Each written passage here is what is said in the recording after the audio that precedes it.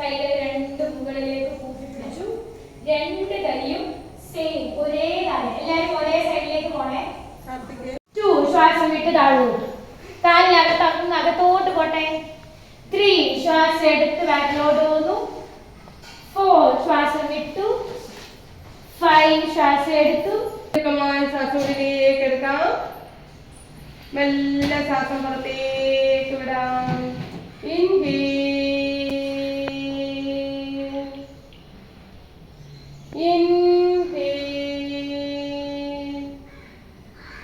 അടുത്ത സൈഡിലേക്ക് വയറിന്റെ സൈഡ് നല്ലപോലെ വലിയണം. 3